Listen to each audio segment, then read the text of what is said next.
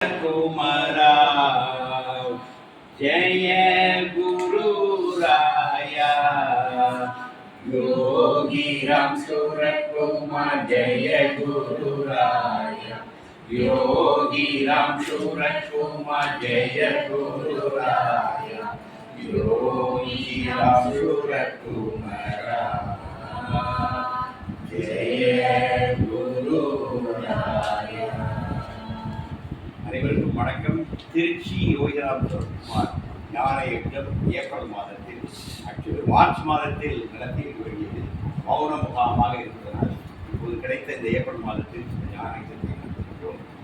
இன்றைக்கு புத்தகங்களிடம் தொடர்ந்து போன ஞான யஜ்ஞத்தில் முதல் புத்தகத்தின் முதல் காண்டமாக இன்னைக்கு முதல் புத்தகத்தினுடைய 2வது காண்டத்தை மொத்தத்தில் புத்தகோபனிஷத்தில் 3 புத்தகங்கள், ஒன்னொழுக்க 2 காண்டம், அப்படி 6 காண்டம், 6 பகுதிகளாக அது இருக்கிறது.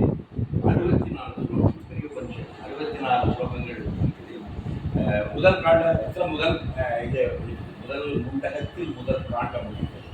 இப்போது அதனுடைய 2வது காண்டத்தை உங்களுக்கு அறிமுகிறார்கள். அது அதே மாதிரி முதல் இது நான் போராடி சொன்னேன். முண்டகப்பட்டத மூலம் என்ன சொல்லுது, 2 ஞானம் சார், பரஞானம் அப்பராஞானம், இந்த 2 இந்த 2ஐயும் ஞானிகள் தான் தந்திருக்கிறாங்க. ஆனால் என்ன சொல்றாங்க, இந்த 2 ஞானத்தையும் தெரிந்தால்தான் நீ அப்பரா ஞானம் தெரிந்தால்தான் நீ பரஞானத்தை அடையும். ஸ்ட்ரெயிட்டவே பரஞானம் பெறும். அப்பரா ஞானத்தையும் தெரிந்து கொண்டு பரஞானம் திரும்ப போகலாம். வேற ஒன்றும் இல்லை, இக வாழ்க்கையில வெற்றி பெற்று பர வாழ்க்கை. அபரா ஞானங்கிறது இவ்வுலக வாழ்க்கையினுடைய வெற்றிகளுக்கான யஜ்ஞங்கள். அந்தந்த யஜ்ஞம் பண்ணால் என்னென்ன பலன்கள், பலன் கருதி செய்கின்ற யஜ்ஞம், இதையும் தெரியணும். இந்த வழிமுறைகளை எந்த ஞானிகள் உருவாக்கினார்களோ அந்த ஞானிகளே பரஞானத்துக்கும் வழிகாட்டுகிறார்கள். அது அபர ஞானங்கிறது நம்ம ஆக்சுவலி ஆங்கில மொழிபெயர்ப்பது இன்ஃபீரியர் நாலேஜ்னு போடுறாங்க. அந்த டிரான்ஸ்லேஷன் சொல்லுவோம்.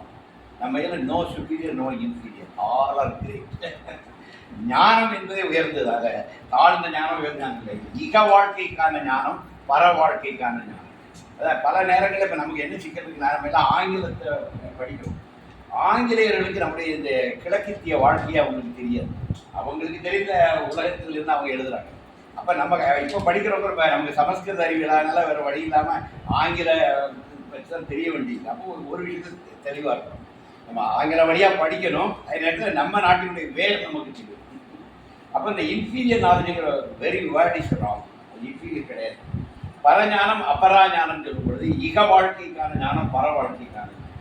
அதாவது அது அருளில்லாருக்கு அவ்வுலகம் இல்லை, பொருள் இல்லாருக்கு இவ்வுலகம் இல்லை. குறள் 2ஐயும் கம்பேர் பண்ணிட்டு இதுவும் இங்கேயும் சக்ஸஸ் ஆகும். இந்த உலகத்தில் கேட்குறா பொருள் வேணும், அதனால டக்குலாம் வியாபாரம் கூடாது. நல்லா சம்பாதிச்சு நிறைய சேர்த்து வச்சுட்டு அதுக்கு பிறகு வியாபாரம். அதனால அந்த அபரா ஞானம் வேணும். அப்போதான் பரஞானத்தை நிம்மதியாக அடையலாம். அதனால இந்த 2ஐயுமே அழகாக சொல்றாங்க. 2மே உண்டு.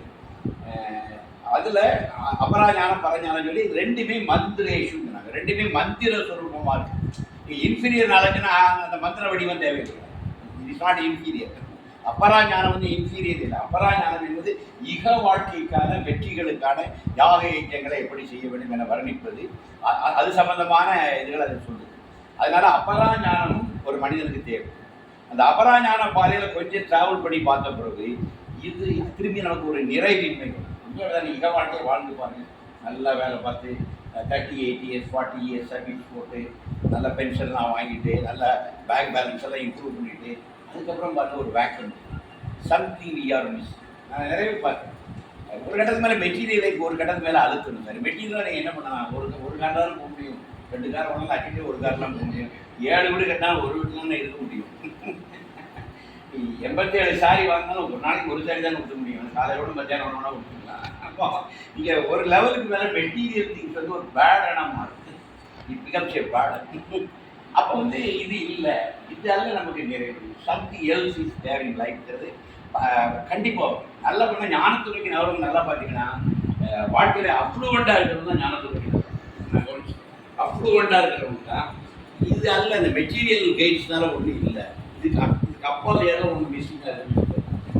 இதுதான் நம்ம நேரங்கள் அதில் தான் மடையும். இந்த வாழ்க்கை மாயெல்லாம் ஒன்று அப்படிலாம் இல்லை.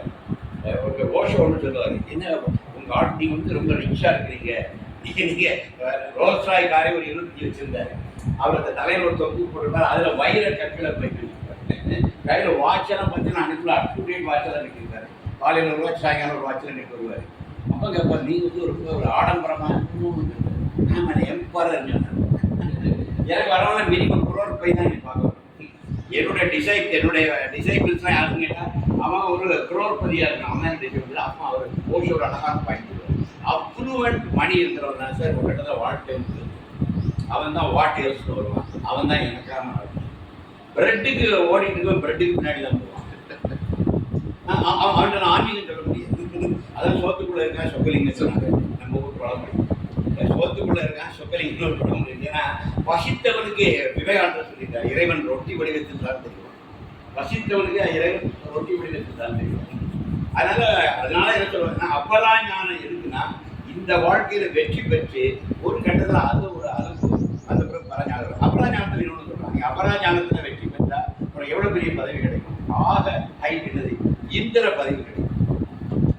நீங்க ஒரு தேவேந்திரன் ஆயிரும். அபராஞானம் யாக யஜ்ஞங்கள்லாம் முறையா பண்ணி நீங்க எங்க அடைஞ்சிடலாம், நீங்க சொர்க்கலோகத்துக்கு போயிடும். நம்ம எல்லாரும் புரிஞ்சு வச்சுக்கணும், சொர்க்கலோகங்கிறது தற்காலிகம். சொர்க்கத்துக்கு போயிட்டா முடிஞ்சுட்டு சொர்க்கத்துக்கு ஒரு டெனியூர் தான், டெனியூர் முடிஞ்சு திருப்பி காதலிக்கிறோம். நீங்க நம்ம புரிஞ்சுக்கணும், நம்ம சொர்க்கலோகம் வந்து பெர்மனன்ட் கிடையாது. சொர்க்கலோகம் உங்களுடைய புண்ணிய கர்மாக்கள் தீர்றது வரை நீங்க சொர்க்கத்தில் இருக்கலாம். அந்த புண்ணிய கர்மாக்கள் தீர்ந்த உடனே நீங்க எகைன் இந்த பிறப்பிறப்பு சட்டத்தை தள்ளி விட முடியும்.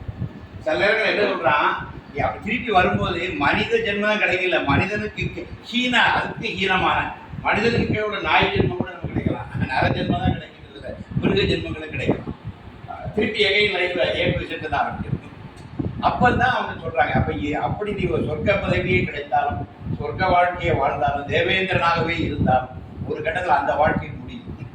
நல்லபடிய தேவேந்திரங்கள் ஒரு ஆள் இந்திர பதவி என்பது ஒரு தற்காலிகம். நிறைய தேவேந்திரர்கள் இந்திர பதவி நிறைய பேர் தவம் பண்ணி அடைவாங்க. அடைஞ்சுனா அவன் அடுத்த ஒருத்தன் வருவான், அவனோட மேலான தவம் பண்றவன் அந்த இடத்துக்கு வந்துடுவான். அதனாலதான் தேவேந்திரன் அவருடைய தவத்தை கலைக்கிறான்னு ஒரு புராண இல்லை, வேற ஒன்று அமைச்சருக்கு ஆபத்து. ஒரு ஆளுங்கட்சி எதிர்கட்சி வீட்டாக்கணும், புதுசாக ஒருத்தன் வரணும், எப்படின்னா வீடு தெரிஞ்சு எல்லா கட்சிகளும் சேர்ந்து சரி பண்ணுது பார்த்தீங்களா. இது மாதிரி அது அன்றைக்கே இருந்துருக்குது. ஒரு தேவேந்திரன் வந்து ஒரு நல்லா தவம் பண்ணா அவன் தவத்தை எப்படியே கலைஞ்சிடும். ஏன்னா அவன் தவம் பண்ணி ஜெயிச்சுட்டானா ஏன் சேருக்கு வந்துடுவான். அப்போ ஏன் சேருக்கு இது டேஞ்சர். இந்த விஷயம் அந்த காலத்திலேயே இருந்திருக்கு. இதுதான் விஷயம். அப்போ நம்ம புரிஞ்சுக்கிறோம், சொர்க்கம் என்பது தற்காலிகமாக புரிகிறது. சொர்க்க இன்பங்கள் என்பது மிக மிக தற்காலிகமாக. அது புண்ணிய கர்மா தீர்வுடனே அந்த இடத்துல தான் வராங்க. அதெல்லாம் போயிட்டு வந்தவங்க அப்போ இந்த அபராஞானத்தினால பெரிய பிரயோஜனம். இதுக்கு அப்பா நிரந்தரமான இன்பத்தின் தினம், நிரந்தரமான கசத்துவமா சத்கமைய தமசோமா ஜோதிர்கமைய தற்காலிகத்திற்கு நிரந்தர விஷயம் தான். அபராஞானம் automatically will lead you to பரஞானம். அந்த இடம் தான் அங்கே வரும். இந்த ரெண்டாவது பாட்டில் என்ன சொல்றாங்க தத் சத்தியம் மந்திரேஷு. ஏன்னா உலகாயுத வெற்றிகளுக்கான யாகங்களை குறித்த அபராஞானத்தை வழங்கும் ஸ்லோகங்களும் ஞானிகளால் மந்திர வடிவிலேயே வழங்கப்பட்டுள்ளன. இந்த காண்டம் ஆரம்பிக்கும் போதே அந்த 10வது ஸ்லோகம் தான் ஃபர்ஸ்ட் ஆரம்பித்தது. தத்தியே தத் சத்தியம், எல்லா இந்த சத்தியங்களும் மந்திரேஷு, பரஞானமும் சரி அபரஞானமும் சரி மந்திர வடிவில் தான் தரப்பட்டிருக்கின்றன. அதே ஞானிகள் தான் ரெண்டையும் தர்றாங்க. அடுத்தது திரேதாயாம் பகூதா சந்ததாயி, இவைகளை துல்லியமாக நிறைவேற்றி திரேதா யுகத்தில் நினைத்த பலன்களை உறுதியாக அடைந்தனர் அப்படின்னு உபனிஷத்து சொல்லுவோம். திரேதா யுகம்னா ராமனுடைய. அப்போ இந்த உபனிஷத்து எங்கே வந்திருக்கணும்? இந்த உபனிஷத்து எப்போ வந்திருக்கணும்? துவாபர யுகத்தில். இதுதான் நீங்கள் கண்டுபிடிக்க. இதில் ஒரு அடையாளம் இருக்கு. திரேதா யுகத்தில் இந்த அபராஞானத்தை வைத்து யாக யஜ்ஞங்கள்லாம் மிக துல்லியமாக செய்து அவர்கள் பகுதா நிறைய வெற்றிகளை அடைந்தார்கள். அப்ப ராமருடைய காலம் அந்த திரேதா யுகத்துல யாக யஜ்ஞங்கள்லாம் நிறைய பண்ணியிருக்காங்க. யாக யஜ்ஞங்கள்லாம் பண்ணி அதனுடைய பலன்களை அவர்கள் அடைந்து வெற்றிகரமாக வாழ்ந்திருக்கிறார்கள் அப்படின்னு சொல்லி முண்டக உபனிஷத்து. அப்போ முண்டக உபனிஷத்து மோஸ்ட்லி திரேதா யுகத்தினுடைய முடிவில் அந்த துவாபர யுக காலத்தில் பிறந்திருக்கிறதுக்கு இந்த சுமகம் தான் அடையாளம். அதாவது திரேதாயாம் பகூதா சந்ததானி, பல நிறைய பேர் இதனால் பலன் அடைந்திருக்கிறாங்க. ஏன்னா அப்போ அந்த திரேதா யுகத்தில் யாக யஜ்ஞங்கள்லாம் பக்காவாக பண்ணியிருக்காங்க. நல்லா புரிஞ்சுங்க. சமித்துகள் சுத்தமாக இருக்கும் அப்படின்னு சொல்லித்தாரு. யாகம் பண்ணுன்னா பண்ணுறவன் அவன் மந்திரங்கள்லாம் மிகச்சரி கரெக்டாக சொல்ல தெரியும். மந்திரஹீனம் இருந்தால் முடிஞ்சு போச்சு. மந்திரங்களை ப்ராப்பர் மீட்டரில் ப்ராப்பர் டோனில் சொல்ல தெரியும். அந்த சமித்துகள் வந்து சுத்தமாக இருக்கும். அந்த அந்த யாகத்தில் போடுற சமித்துகள் பியூராக இருக்கும்.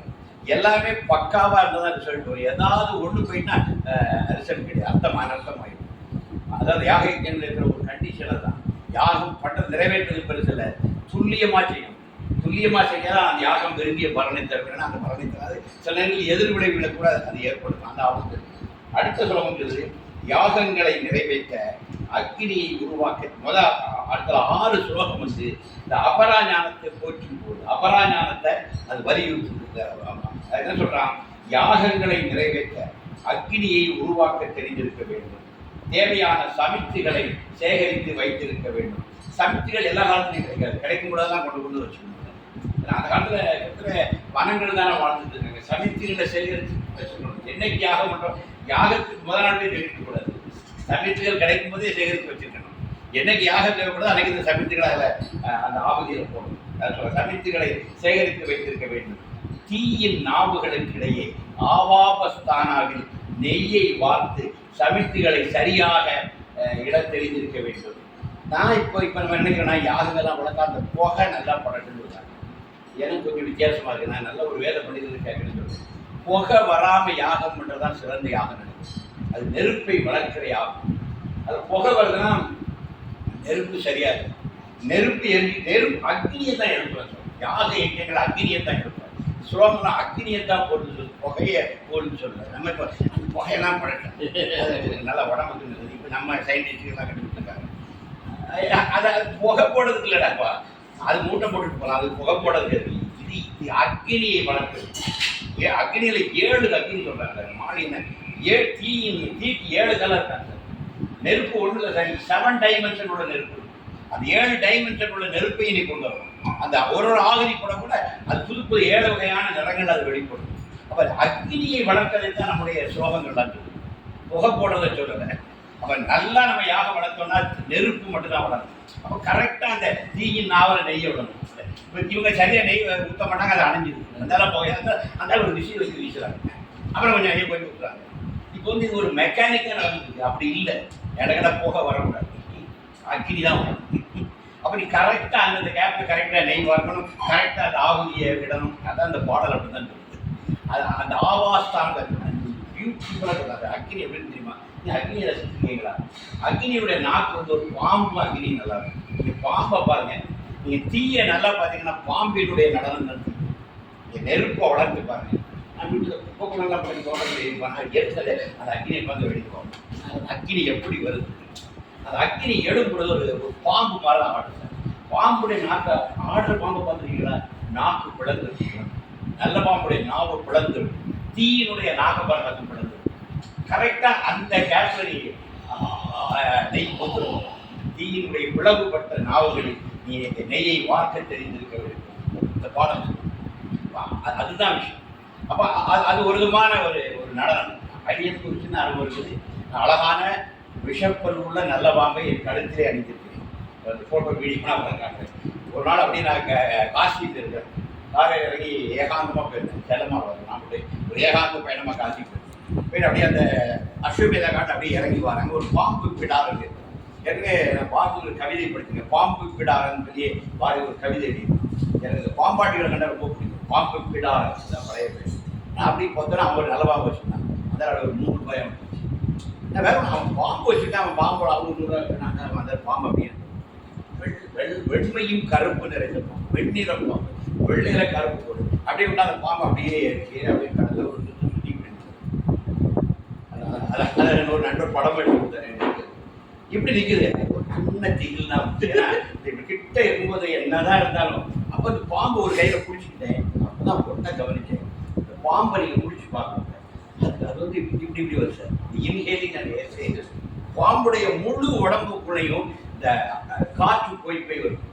ஏற்கனவே சுவாசத்தில் வந்து பாம்பு என்கிற குறியீடாக தான் யோக சாஸ்திரத்தில் சொல்லுவாங்க. பாம்பு என்பது நம்முடைய இதான், நம்முடைய சுவாச குழாயை பார்த்தீங்கன்னா அது பாம்பு வடிவத்தில் இருக்குது. நாசி அந்த உள்ள இருக்கிற நம்ம இப்படி தான் இருக்கிறோம். நம்முடைய சுவாச குழாய் அமைப்பு இதுதான். ஆள்களை அதனாலதான் சுவாசத்துக்கு வந்து பாம்பை தான் அவங்க சிம்பாலிக்கா போடுவாங்க. அதாவது எல்லா தெய்வங்களும் பாம்புகள் இருக்கா, பாம்பை வந்து கண்ணன் நர்த்தனம் பண்ணா அதுக்கு மேல கால் வச்சு ஆடினா சுவாசத்தை ஜெயித்தான்.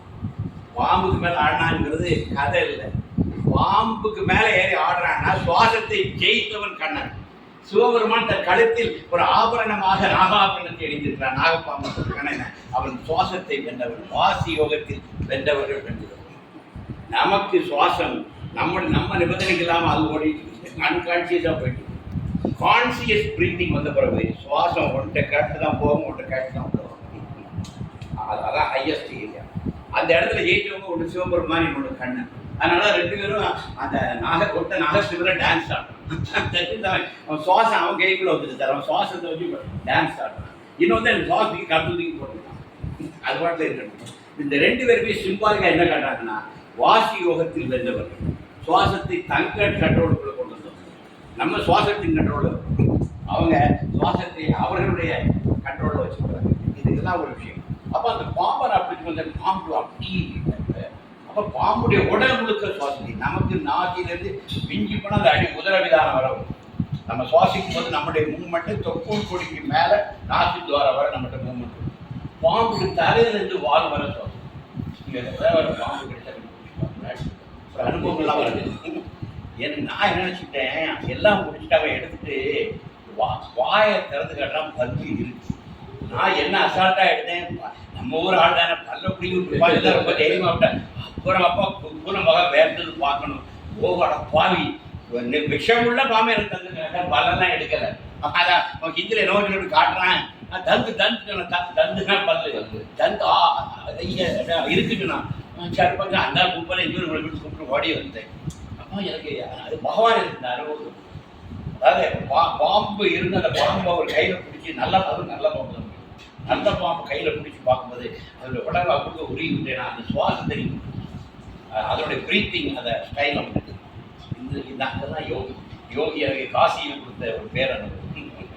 அதுக்கப்புறம் அந்த ஊரை அது வாழ்க்கை ஒரு தடவை தான். அப்புறம் இங்கே பார்த்தேன், இந்த நாங்கள் சென்னையில் இருக்கக்கூடிய அந்த பாம்பு பண்ணைக்கு போயிடும். அங்கே பாம்பு தான் நான் கையில் வாங்கிட்டு வந்தேன். எனக்கு ஒரு இன்ட்ரெஸ்ட் பாம்பெல்லாம் அங்கே கொஞ்சம் கையில் வாங்கி பார்க்கறது அப்பவே ஒரு ஆர்வம் உண்டு.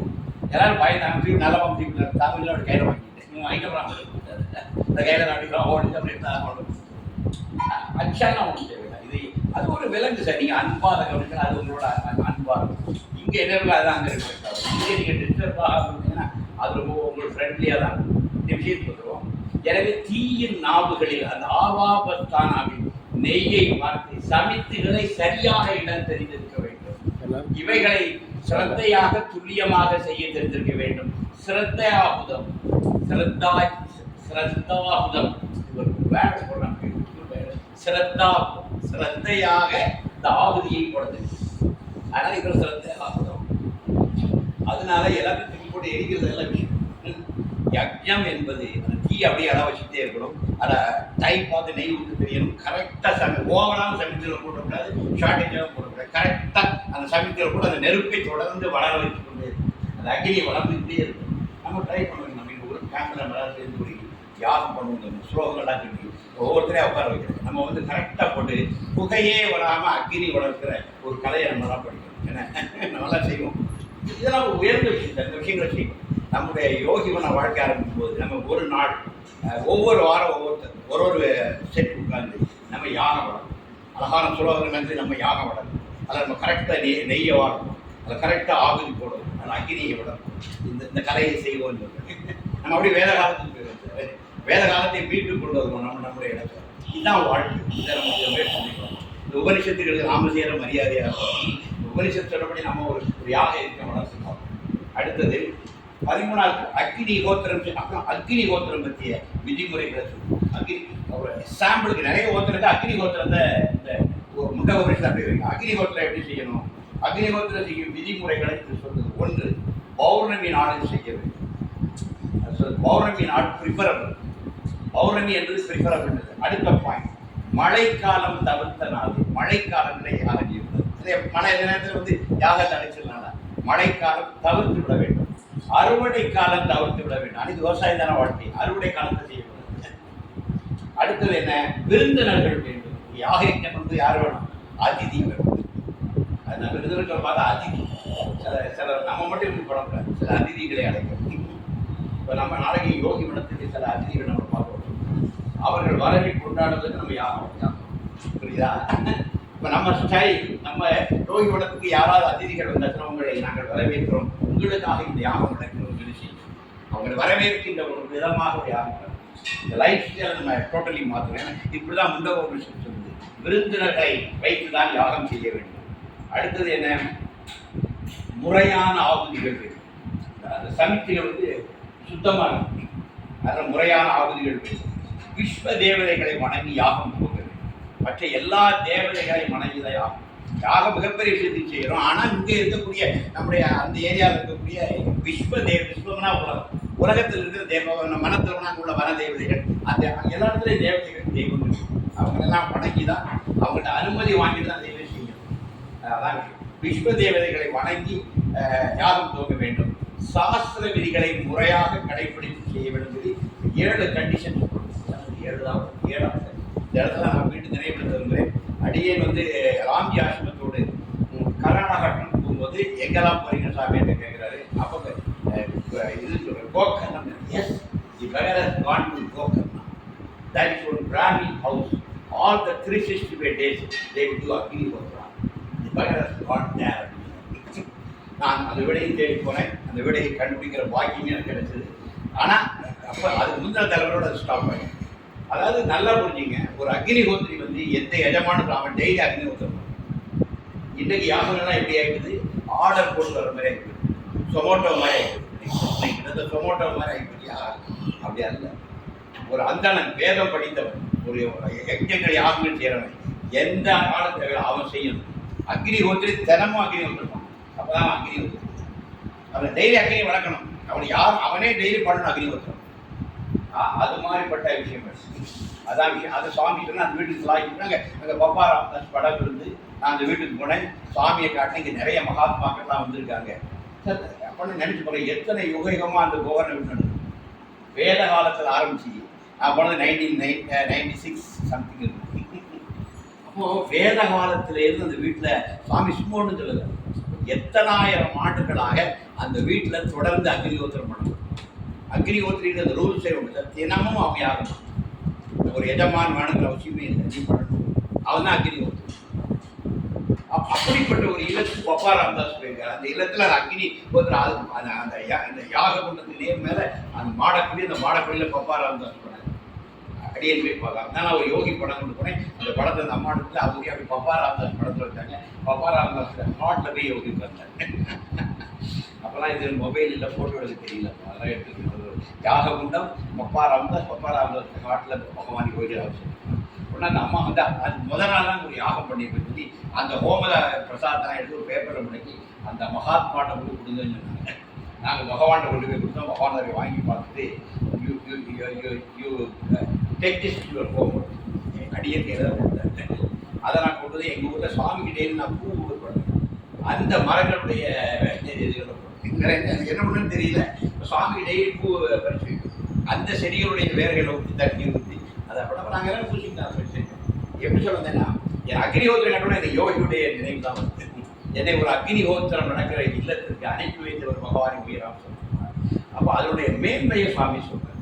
1000 ஆண்டுகளாக கோக்கர்ணன் அது அந்த ஃபேமிலியை சேர்ந்தவங்க தான் நம்முடைய காயத்ரி பாட்டு. இப்போ நம்முடைய யோகி நாம கூட சொல்லுவாங்க காயத்ரி பாட்டு. அவங்க வந்து native of Gokarnam. She belongs that family. இந்த பார்வைங்கிறது அந்த ஃபேமிலி. அதனால் இதெல்லாம் நமக்கு ஒரு பாக்கியம் இருக்குது. அதனால் அக்னிஹோத்திரம் இருக்குது. நம்ம அக்னிஹோத்திரம் படிக்கலாம், நம்ம அக்னிஹோத்திரம் செய்வோம். அதெல்லாம் படித்து கொண்டு தெரிந்து கொண்டு நம்முடைய யோகி வளர்த்த நம்ம அக்னிஹோத்திரம் பண்ணுவோம். எல்லாரும் சேர்ந்து அது பண்ணலாம். அந்த இடத்துல படிக்கணும். அந்த 64 மந்திரம் படிச்சுக்கணும்னு சொல்லியிருக்காங்க.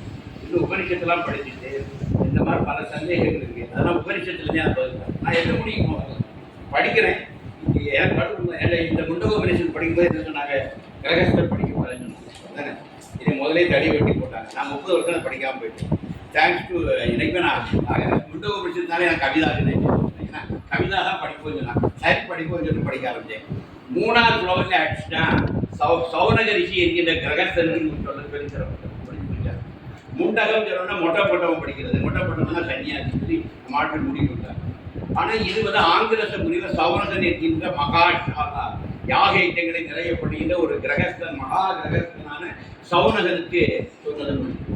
அதனால என்ன கேட்டதுன்னா, நிறைய பேர் சொல்லுவாங்க, அதாவது எப்பொருள் யார் யார் வாய் கேட்பினும் அப்பொருள் மெய்ப்பொருள் காண்பது. நாம் வந்து நம்ம அக்னிஹோத்திரம் பண்ணலாமா, இம்பார்ட்டன்ட் தொடர்ந்து படிப்போம், அக்னிஹோத்திர மந்திரங்கள்லாம் படிப்போம். நம்ம பண்ணலாம்னு அந்த இடம் தான் பண்ணிடுவோம், பண்ணலாம் இடம் தான் அது ஊர் போல காண்பிச்சிடும். என்ன எல்லாரும் பண்ணலாம் கண்டுபிடிச்சோம்னா ஊர் உலகத்தை நம்ம கை வச்சு. அதனால இந்த விருந்தினர்கள் வேண்டி சொல்லியிருக்காங்க. விருந்தினர்கள்லாம் எல்லாரும் வருவாங்க. விருந்தினர்கள் அதிதிக்கு ஏதாவது கிளாஸ் உண்டா? அதெல்லாம் கிடையாது. எவன் வீட்டு அன்னைக்கு வீட்டு வாசல் எவன் வந்து தட்டானா அவன் தான் அதிதி. அதிதிங்கிறது சொந்தக்காரன் இல்லைங்க. அதிதிங்கிறது சொல்ல வழிபோக்க. அதிதிங்கிறவன் வழிபோக்க. அந்த வழிபோக்கிட்ட நீ என்ன குலம் என்ன கோத்திரம் கேட்க முடியுமா? வழிபோக்கன் பசிக்காகவோ ஒரு தண்ணீர் தாகத்துக்காகவோ அவன் வீட்டு வாசல் வந்து அவன் தண்ணீர் விட்டு அவன் உணவு அவனுக்கு என்ன குலம் என்ன கோத்திரம் அவருக்கு அப்பதான் தண்ணி தரும், அப்பதான் அவங்களுக்கு நம்முடைய வேதம் சொல்லுவாங்க. நான் படிப்பு வைக்க முடிச்சுட்டு ரீகேஜூர் சாம அதரோட வேதங்கள் உபநிஷத்து படிச்சுட்டு நம்முடைய அடுத்த டார்கெட் நம்ம ரீகேஜூர் சாம அதரோட வேதங்கள் படிப்போம். நம்ம கரெக்டாக படிப்போம். அது என்ன சொல்றதுன்னு நமக்கு தெரிஞ்சுக்குவோம். தெரிஞ்சு நம்ம ஒரு விஷயங்கள் வரும். அதனால தெரியாமலே சில சொல்கிற விஷயங்களை நம்ம ஃபாலோ பண்ணணும். நாம் தெரிந்து கொண்டு அதை ஃபாலோ பண்ணணும். அதுக்கு ஃபார்மில் எகெயின்ஸ்ட் முதலில் தெரிந்து கொள்வோம். அது என்ன சொல்றதுன்னு தெரிஞ்சு அது சொல்கிற பிரகாரம் நாம சொல்லணும். அடுத்தால் வருவாங்க லீலா. அடுத்த சொல்ல லீலாயமானா இது சப்தா 7 நிற நெருப்புகள் உள்ள அதை தியானித்து எழுதுறது. நீங்க இப்ப புரிஞ்சுட்டங்க, யாக யஜ்ஞங்கிறது ஒரு தியானம். 7 அக்னியில் கிளம்பி வரணும். அது கிடையாது ஒரு தியானம். அப்ப நீ ஒரு மெடிடேட்டிவா இருக்கணும் சார். நீ செய்யறவன் வந்து அந்த யஜ்ஞத்துல அப்படியே இன்வால்வ் ஆகணும் சார். அந்த அக்னி போல இங்க வரணும் சார். இங்க ஒரு அக்னி கிளம்பினா அந்த அக்னி அங்க வரும். அதான் சொல்லிட்டாங்க, யாக யஜ்ஞம் பண்றவன் ஒரு சம்பிரதாயமாக பண்ற ஆளா இருக்கக்கூடாது. அவன் நான் இதை பண்றேங்கிற பவித்திர உணர்வோடு அவன் செஞ்சான்னா அந்த அக்னி அங்கே எடுப்போம். இந்த பவித்திரம் அங்கே ரிஃப்ளெக்ட் ஆகும். இங்க இதுதான் அகம் தான் புறத்தை வெளிப்படுத்தும். இங்க அகம் பரிசுத்தமா இருக்குன்னா புறம் தானா பரிசுத்தமா. இவங்க அகத்தை பார்க்க வேண்டும். ஆன்மீகம் அகம் சார்ந்தது, புறம் சார்ந்தது அல்ல.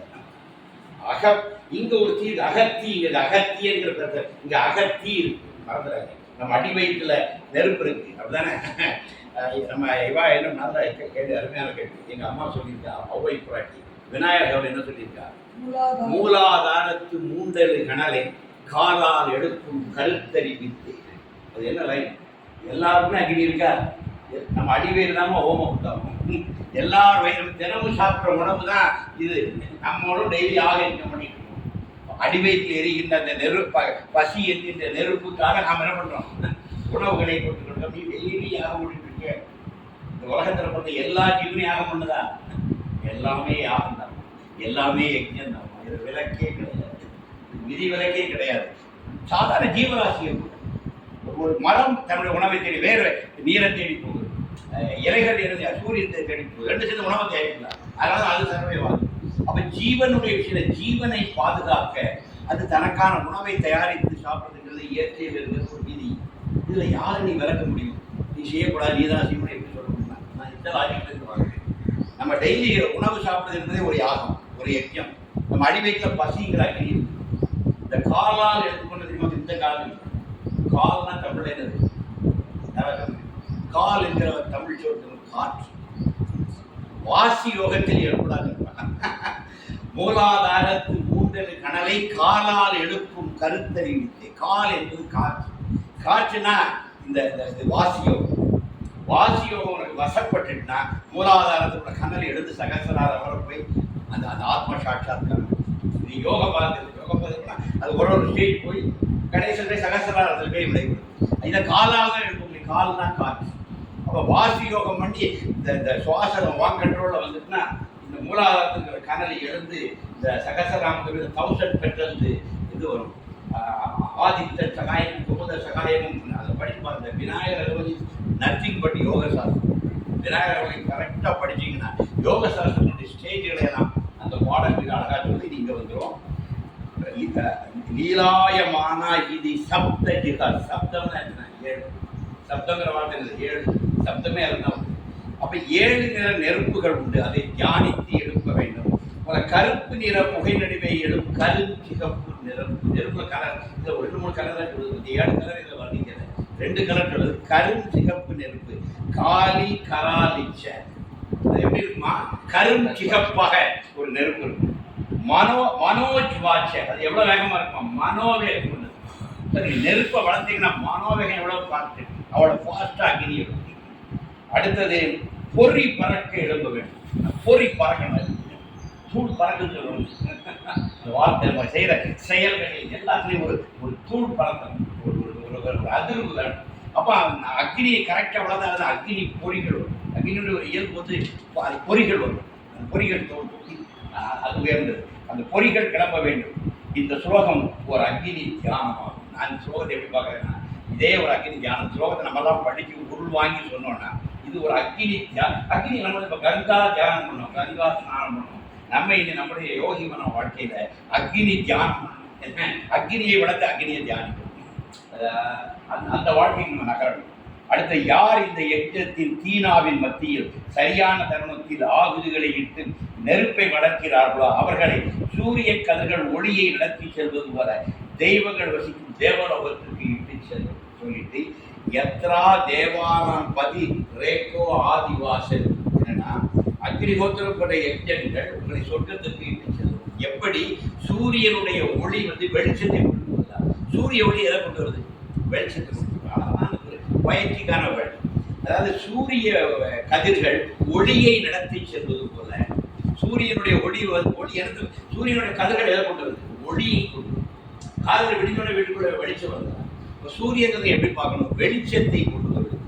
அது மாதிரி நீ வளர்க்கிற இந்த யாகத்தில் உள்ள இந்த கதிர்கள் அப்படியே சொர்க்கலோகத்துக்கு கொண்டு வருது. சொர்க்கலோகத்தை வர்ணிக்கிறாங்க. எத்ரா தேவானாம் பதி, பல தேவதைகள் பதி வசிக்கின்ற இடமான ரேகோ ஆதிவாச, ஆதியிலிருந்தே அந்த தெய்வங்கள் வசிக்கின்ற அந்த லோகத்திற்கு அக்னிஹோத்திரனுடைய யஜ்ஞங்கள் சொர்க்கங்களை அருள்ந்திருந்த பாட்டு. முறையாக நீ யாக யஜ்ஞம் பண்ணா உன்னை சொர்க்கலோகத்துக்கு அந்த ஒளியே உன்னை இட்டு செல்லும். சூரிய கதிர் ஒளியை நடத்தி செல்வது போல இந்த யாக யஜ்ஞங்கள் வளர்க்கின்ற அக்னி உன்னை அப்படியே சொர்க்கலோகத்தில் கொண்டு சேரும். இந்த யாகத்தினுடைய பலனை அவ்வளோ அழகாக சொல்றாங்க. அடுத்தது என்ன கேட்டதுன்னா, அடுத்தது இன்னும் பியூட்டிஃபுல்லா ஏகி ஏகி இது தம் ஆகுதய ஸ்வச்சாச. அதனால இவன் அப்படியே போய் சொர்க்கலோகத்துக்குள்ள போகும்போது சொர்க்கலோகம் வந்து அவரை வான்னு சொர்க்கலோகத்துக்கு யாக யஜ்ஞங்கள் பண்ண சொர்க்கத்துக்கு போனான். சொர்க்கத்துக்கு போனோன்னா அவன் வந்து சொர்க்கம் வரவேற்கணும். எப்படி வரவேற்க தெரியுமா? ஏகி ஏகி ஏகி ஏகினா வருக வருக. இது தம் ஆகுதாய சொற்காச, வருக வருக என்று சிறந்த ஆகுதிகளை அளித்தவனை சொர்க்கம் வரவேற்கும். சூரியனின் ஒளிக்கற்றைகள் போல் யாகம் செய்தவனை அழைத்து செல்லும். பிரியமான வார்த்தைகளால் முகமன் கூறி அழைத்து செல்லும். உனது புண்ணிய செயல்களால் இந்த பிரம்மலோகம் நீ அடைய வைத்த ஏசாம புண்ணிய சுக்கிரித பிரம்மலோக. எனக்கு ஒரு சின்ன சந்தேகம் இருக்கு, அது வேத பண்டிதர்கள்ட்ட கேட்கணும். இந்த இடத்துல பிரம்மலோகம்னு சொல்றாங்க. சொர்க்கலோகம் பிரம்மலோகம் ஆகுமா? சொர்க்கலோகத்துக்கு மேலே இருக்கிறது பிரம்மலோகம் நான் கருதிட்டு இருக்கிறேன். இந்த இடத்துல இந்த சுலோகம் எப்படி சொல்றேன்னா, ஏசாவ புண்ணிய சுக்கிரித பிரம்மலோக. நீ செய்த புண்ணியங்களினால் நீ இந்த பிரம்மலோகத்தை அடைந்தாய். ஏகி ஏகி வருக வருக, யாக யஜ்ஞங்களிலே நெய்யை வார்த்தவனே, சிறந்த ஆபதிகளை அளித்தவனே, உன்னை வருக வருக என வரவேற்கிறோம் சொல்லி சொர்க்கம் யாக யஜ்ஞங்கள் பண்ணவனாக வரவேற்று கொண்டுட்டு போய் நீ செய்த அந்த புண்ணிய கர்மாக்களால் உனக்கு இந்த சொர்க்க பதவி அளிக்கப்பட்டதுன்னு சொல்லி முகமன் பிளீஸை கொண்டு வீட்டுக்கு வாங்க வாங்க அடிச்சு சொல்லலாம். வாங்க நம்ம லைஃப் பார்த்தீங்கன்னா எப்படி யாரும் திருநெல்வேலி படம் எங்கள் ஆரோக்கியம் தலைப்படா சொல்ல மாட்டேன். ஒரு மண்ணுக்கு சில எங்கள் நெல் எப்படின்னா வீட்டுக்கு வந்தோன்னா அதிதி தேவோ பவன் வாங்க வாங்க வாங்கன்னு சொல்லி எல்லாம் சேர்ந்து சொல்ல வாங்க வாங்க வாங்க. நான் இவங்க ஊருக்கு ஏற போகிறேன், நான் இவங்க ஊரில் நான் இறங்கி அப்படி வருவேன். எத்தான் வாங்கன்னு சொல்லுவாங்க. ஒரு 17 வீடு உண்டு. ஒரு வீட்டுக்கு 34 பேர் என்னை வாங்க வாங்கன்னு சொல்லுவாங்க. வெக்கமாக பெரிய வீட்டுக்குள்ள நான் வந்தது ஊருக்கே தெரிஞ்சிடும். 17 வீட்டுலேருந்து எல்லாரும் வெளியே ஒரு வீட்டுக்கு மினிமம் 2 பேர் ஒரு முனையா எத்தான் வாங்க எக்கா வாங்க எம்மா வாங்க சொல்லி இவங்க வீட்டில் இருக்கு. அதனால தான் ஊர் கட்டி வீட்டை வாங்க ஊர் வேறு மாதிரி ஆகிடுச்சு. முன்னாடி அப்படி இருந்தது. நான் கல்யாணம் சொல்ல அழகாக இருக்கும். அப்போ எனக்கு அந்த எங்கள் தாமிரபரணி கரையில் இந்த விருந்தோம்பும் பண்பு அழகாக இருக்கும். அன்னைக்கு வச்சு வாங்க வாங்க 2 கை நம்ம வீட்டை விட்டு போகும்போது வாசல் வேறு போய் எவ்வளோ பண்ணி இது நீங்கள் எல்லாரும் எடுத்துக்கணும். யோகிட்ட பார்த்து பகவான் வந்து அப்படி கை கூப்பிய வரவேற்பார். வெளியே வந்து வாசல் வர விடுவார், கையை தூக்குவார் சார். அவர் கண் பார்வை விட்டு நீங்க மறையிறத பகவானை தூக்குன கைக்கு யோகித்து படிக்க வேண்டிய பண்பாடு. அதிதி தேவோ, வீட்டுக்கு வருகிற விருந்தினன் தெய்வத்தின் நம்முடைய கவிதா எனக்கு நல்லதாக காஃபியாக தான். அதிதி தேவோ போவேன். எனவே அவர் தெய்வத்துக்கு நிகராக வந்து எதிர்த்து வந்தனா இல்லை, இதெல்லாம் முக்கியம். அதாவது நம்ம வந்த விருந்தினர்களை நம்ம அகமும் புறமும் மலர்ந்து வரவேற்று, அப்புறம் நம்ம வீட்டில் இருக்கிற இல்லத்தில் எதிர்ப்பு அதை கொடுத்து அவங்கள ஆதரித்து அவங்களை வழிநடப்பிக்கிற மாதிரி இது ஒரு பெரிய யாகாதியம். நீ வீட்டில் விருந்தினரை அழைத்து அவங்களுக்கு நல்லா ஆகாரம் கொடுத்து எல்லாம் கொடுத்து அனுப்பிக்கிறீங்க, இதுவே பெரிய யாகாதியம். இது ஒரு குறைஞ்சது இல்லை. அதிதி தேவோ பவன் நாடு இந்த நாடு இது. அதனால சொர்க்கத்துக்கு நீ போக பாபா நீ எத்தனை பேர் வீட்டில் கூட்டி கவிதாலாம் சொல்லி போது ரொம்ப வரையிருப்பாங்க, காய் போட்டு என்ன அழகா சுவையா சாப்பிட்ற ட்ரூ. கவிதா நாளைக்கு சொர்க்கத்துக்குள்ள போகும்போது கவிதாவை முகமன் கூறி ஏகி ஏகின்னு சொல்லி இந்த தெய்வங்கள் வரவே ஷுவர். யாரெல்லாம் இந்த பண்பாட்டுக்கு வளர்கிறீர்களோ, இந்த பண்பாட்டை போற்றி காக்கிறீர்களோ, உங்களை சொர்க்கம் வரவேற்கும். ஏகி ஏகின்னு உங்களை வரவேற்கும். இந்த இதில் எடுத்துக்கணும். இது உண்மை ட்ரூத். இதுதான் உபநிஷத்து, இதுதான் வேதத்தில். இதை நம்ம எடுக்கணும். அடுத்தது என்ன கிடைச்சுன்னா, இதோட இதுவரை நல்லா சீன் அழகா ஓடிட்டு 6 பிரமாதமா இருக்கு. 7 வந்துட்டாலே 7 வந்துட்டாலே ஒரு அம்பை போட்டுருவாரு. 7வது பாட்டு ஒரு சரக்கர் ஒரு 50 வீசுறாரு. என்ன பாட்டு தெரியுமா? பிளவா ஹைதே அத்ரிதா யக்ஞ ரூபான்னு வருது. யக்ஞமாகி இந்த படகு நம்பகத்தன்மையற்றது. இந்த யாகாத யக்ஞம் என்கிற படகு ஏகமரம். யகாதி யக்ஞம் என்கிற இந்த படகு நம்பிக்கையற்றது, நம்பகத்தன்மையற்றது. இதை நிறைவேற்ற 18 பேர்கள் வேண்டும். கணக்கப்பட சொல்றேன். திரைவேத பண்டிதர்கள் 12 பேர், ஞான பண்டிதர் 4 பேர், எஜமான் பத்தினி, அப்படி 18 பேர். இத்தகைய யஜ்ஞங்களை நாடுபவர்கள் மூடர்கள். மூடா மீண்டும் மீண்டும் பிறந்து இறக்கும் சக்கரத்தில் சிக்கி உழல்ந்து 7வது பண்ண தூக்கி அப்படி ஒரு கவுத்து. என்ன சொல்லுது? இந்த இந்த யாக யஜ்ஞங்களை செய்து நீங்கள் ஜெயிச்சலாம் நினைச்சீங்கன்னா இந்த படகு வந்து அவ்வளவு நல்ல படகு இல்லை, நம்பகத்தன்மை உள்ள படகு இல்லை. இது உங்களை கரை சேர்க்காமல் போயிடும். படகுங்கிறது நல்ல கரை சேர்ப்பு. படகு வந்து கரை சேர்ப்பு நீங்கள் சொல்ல முடியாது. இந்த படகு நம்பகத்தன்மையற்றதுன்னு சொல்லி 16வது சொல்லணும். 16னா 1 6 என்னது 7. இந்த இதில் இது 7வது பாட்டு. இது 7வது பாட்டு 1 6 என்ன சொல்லுது? இது அவ்வளோ நம்பகத்தன்மையற்றது. ஏன் கட்சினா அதான் வந்து ஒரு யாகம் பண்ணுறதுக்கு மினிமம் 12 பேர் வரும். இதில் நிறைவேற்ற 18 பேர் வரும். 3 இதில் வந்து வேதம் 3 தான் சொல்லும். திரை வேதம், அதர்வண வேதம் பின்னாடி தான். வேதம்னா 3 தான். ரிக் எஜூர் சாமம், அதோட வேதம். ரிக்கு தான் வேதம். யஜூர் என்பது இந்த யாக யஜ்ஞங்கள் எப்படி பண்ணுறங்கிற விஷயங்களை சொல்றது. சாமம் என்பது யாக யஜ்ஞங்கள் பண்ணும்போது தெய்வங்களை பிரீதி பண்ண பாடுகிற பாடல்கள், கானங்கள். நம்ம பாடணும்னா நம்ம தான் சாமவேதிகள். நம்மளுடைய யோகி பஜன் பண்ணுறோம்னா இதுதான் சாமவேதம். துதிப்பாடல்கள் பாடுவதுதான் சாமவேதம். இது பின்னாடி வந்துச்சு. அதனால திரைவேதி சொல்றாங்க. ஒரு வேதத்துக்கு 4 பண்டிதர் வேணும். 4 12. அடுத்தால ஞானத்துக்குன்னு ஒரு 4 வேணும். ஞானம் தான் உபனிஷத்து சொல்லுவாங்க. ஞான பண்டிதர்கள் 4 பேர் கூட வேணும். அது அதர்வணங்கள் ஞான பண்டிதர். அப்போ 3 12 4 16. அதுபோக 2 பேர் வேணும். யாகத்தின் பண்ணுறதுக்கு எஜமானன் வேணும், பத்தினி வேணும். கொண்டாட்டி இல்லாத யாகம் பண்ண முடியும். மனைவியுடைய முக்கியத்துவம் புரியுதா? மனைவி இருக்கிறவங்க யாகம் பண்ணலாம், மனைவி இல்லாத யாகம் பண்ண முடியாது. புரிஞ்சு போச்சா? இப்போ யாகங்கள் யாருக்கு? கிரகஸ்தனுக்கு. இன்டாரக்டா என்ன புரிஞ்சுக்கணும்? யாக யஜ்ஞங்கள் யாருக்கு? கிரகஸ்தர்களுக்கு. ஏன்னா 2 பேரும் பத்தினி சகிதம் வந்து கணவனும் மனைவி யாகம் பண்ணாலும் அந்த யாகம் பூர்த்தியாகும். அவருக்கு லீவு கிடைக்கல, அவர் போயிட்டார், யாகம்னு படவோட பேசாமல் இருக்கான். 2 பேரும் சேர்ந்து யாகம் பண்ணாலும் அது பூர்த்தியாகும். நம்ம விஷயம் அதனால 18 பேர் வேணும். அப்படி இருந்தால் தான் யாரும் என்ன பண்ண முடியுமா? நம்ம 2 7 வச்சு முடிச்சிடலாம். இதுலேயே ஒரு 7 ஹோமத்தை பண்ணிடலாம். இல்லை அதுலேயே முடிச்சிடலாம். கூட 2000 தான் 7 எவ்வளோ போடு. இன்னைக்கு என்ன இப்போ நம்ம யாகம் எப்படி வந்து தெரியுதா? ஒரு ஹோமம் நடத்துறது ஒரு யாகத்துக்கு 18 பேர் வேணும். பெரிய முட்டோகம் திரை வேதம் 3 வேதம் வந்து சொல்ல 3 12 பேர். நல்லா புரிஞ்சுதுங்க. ரிக்வேதி தனி, யஜுர்வேதி தனி, சாமவேதி தனி. ஒரே வேதி தான் 4 படிக்கிறாரு. அப்படி அந்த காலத்தில் வந்து ரிக்வேதம் மட்டும் தான் போடுறோம். அவர் ரிக்வேத ஸ்பெஷலிஸ்ட். சார் அலெக்சாண்டர் இந்தியாவை படையெடுத்து கிடைச்சா திரும்பும் போது கூறியார் அரிஸ்டாட்டிலா, அலெக்சாண்டருடைய கூறிய அரிஸ்டாட்டிலா கிரேக்க அவர் நான் இந்தியாவை பிடிக்க போறேன்னு சொல்லுவாங்க. அது இந்தியாவை பிடிச்சிருக்கேன், நான் பிடிச்சிருக்கலாம். ஒருவேளை நான் குடிச்சேன்னா நான் உங்களுக்கு என்ன பண்ணுறேன்னு ஒரு வேதம். இந்தியாவில் திரை வேதங்கள் இருக்குது, 3 வேதங்கள். அதை நம்ம எடுத்து வாங்கிக்கிறேன். வார் முடிஞ்சு அந்த இவன் கூட சமாரி மேலே போதும் பண்ணி திரும்பிடுறான். அந்த கங்கை கரையில் புருஷோத்தமனோட யுத்தம் பண்ணி அதுக்கு மேலே ஃபர்தராக வரல, பஞ்சாப்லேருந்து திரும்பிடுறான். திரும்பும்போது அவன் சொல்கிறான், குருரான் ஒரு கிஃப்ட் கொடுக்கணும், இந்த திரை வேதம் நடந்துக்கிறான். உடனே ஒரு ஊரை உழைச்சிட்டு இங்கே வேதம் கூடுக்கான், எனக்கு வேணும், நான் என் குருநாதர் வேதமா அக்கௌண்ட் விடுறாங்க. 3 பேர் நிற்கா, இதுதான் 3 வேதம் சொல்கிறாங்க. இவர் யஜூர் வேதி, இவர் ரிக் வேதி, இவர் சாம வேதி. அந்த காலத்தில் புக்கு கிடையாதுங்க, இருக்கு ஸ்மிருதி, காலகாலமாக இவங்க சொல்லி வந்தது. ரிக்வேதர் கொஸ்டின் கிடையாது, யஜுர்வேதர் கொஸ்டின் கிடையாது, சாமவேதி கிடையாது. அவங்க பரம்பரையாக அந்த வேத மந்திரங்களை சொல்லி சொல்லி சொல்லி தலைமுறையாக கை மாறி வந்தது. No books. வெள்ளைக்காரன் வந்து பிரிண்ட் அவுட் போட்ட போலாம் இதெல்லாம் வந்துருக்கு. இல்லைன்னா அந்த வேதங்கள்லாம் நம்ம வந்து சேர்ந்துருக்காரு. நீ அந்த கோத்திரத்தில் பிறந்து அந்த அண்ணனாக இருந்து நீ படிச்சிருந்தா தான் உண்டு. அதர்வைஸ் இப்போ புரியுதா, மற்றவங்க செய்ய முடியாது. ஏன்னா அந்த காலகட்டம் அது தலைமுறையாக வந்து அதே ரிக்வேதத்தில் இருப்பான், எஜுர்வேதத்தில் இருப்பான், சாமவேதியில் இருப்பான். இவங்க எல்லாரும் சேர்ந்த இவங்க எல்லாரையும் கூட்டு வச்சு நீ ஒரு யாகம் பண்ணும்.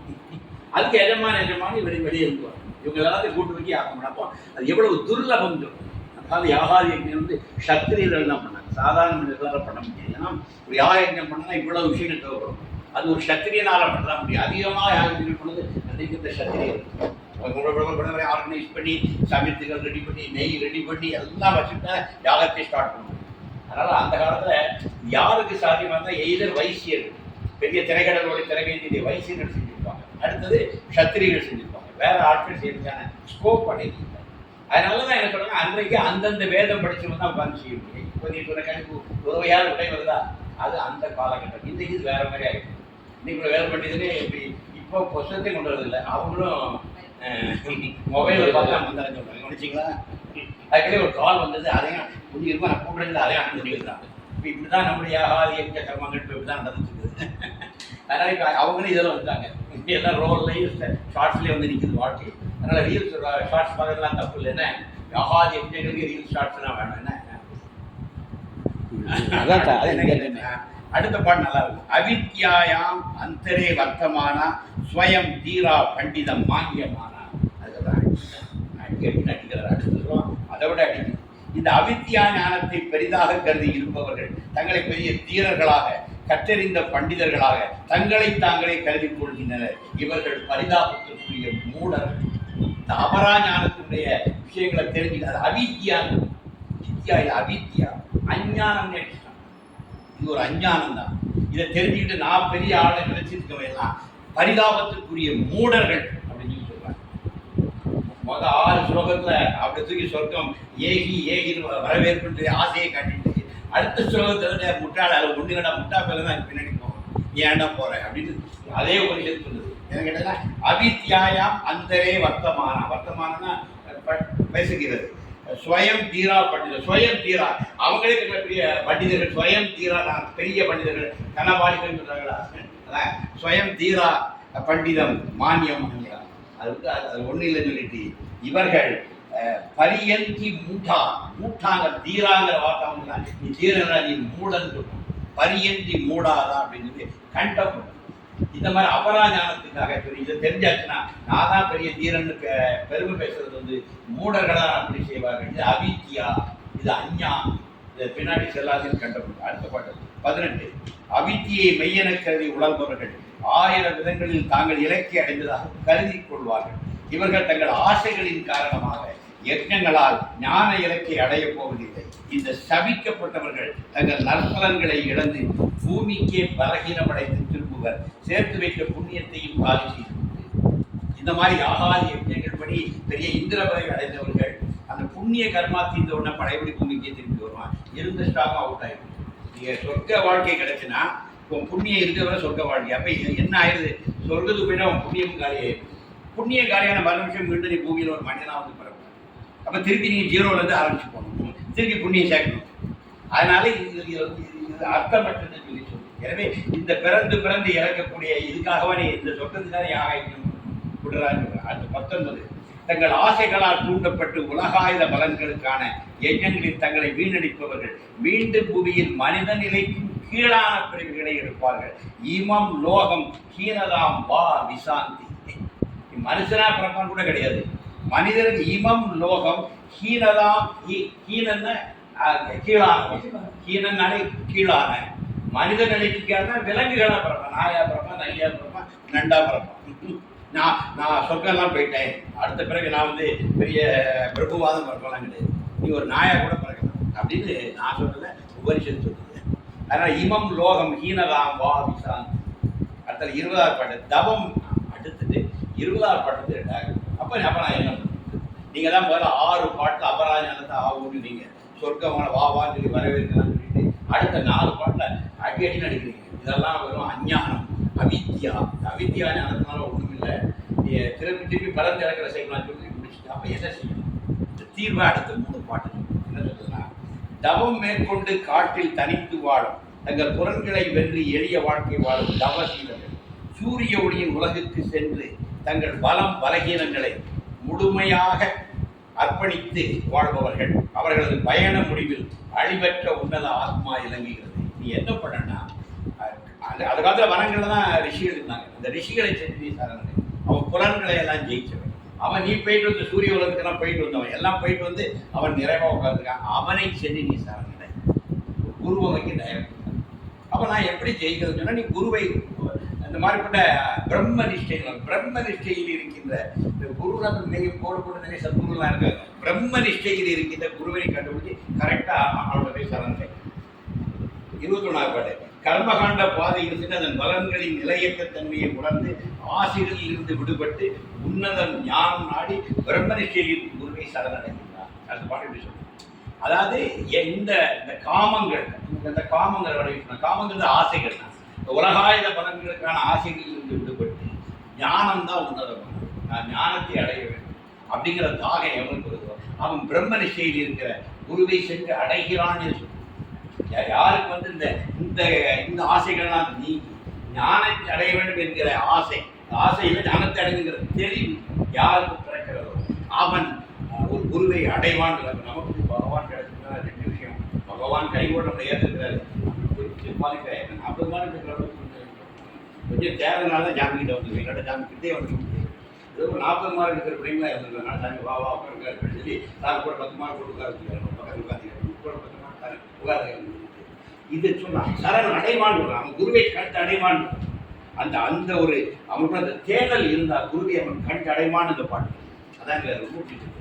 கடைசி பாட்டு மனம் ஒடுங்கி புலன்கள் ஒடுங்கி இருக்கும் குரு முறையாக தன்னை அணுகிய சீடனுக்கு வேத சத்தியம் பிரம்ம வித்தையை உபதேசிக்கிறார்.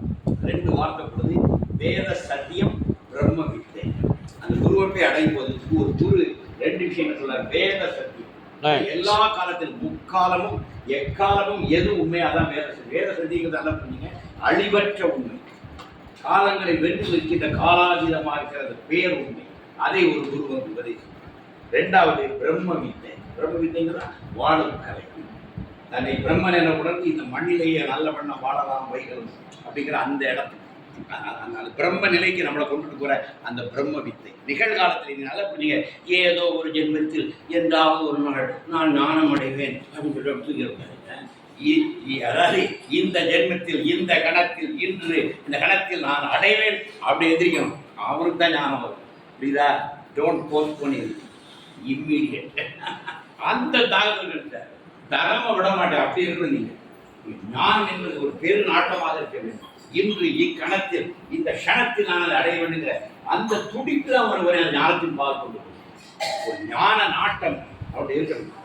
எவருக்கு அந்த தீராத பசி இருக்கோ அவருக்கு தான் நம்ம உணவு கிடைக்கும்.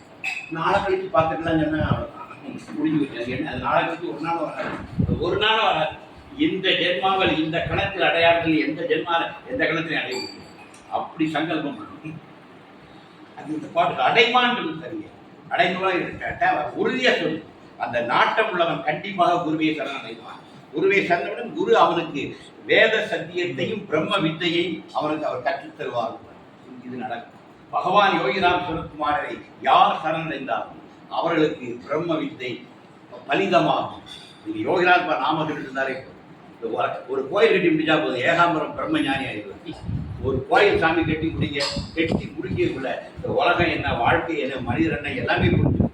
அதான் சார் கர்ம காண்டத்தை வச்சு உங்களை காலி பண்ணி உங்களை ஞான காண்டத்துக்கு சாமி கோயில் கட்டி பாருங்க. இப்போ எங்கே சில பண்ணி போய் கிடங்க வாழ்வே மாயத்துக்கு அழகா சொல்லுவேன். ஏன்னா ஒரு 32 லட்ச ரூபா கடை இருந்தால் எங்கள் வாழ்வுக்கு மாயம்லாம் பண்ணுமா?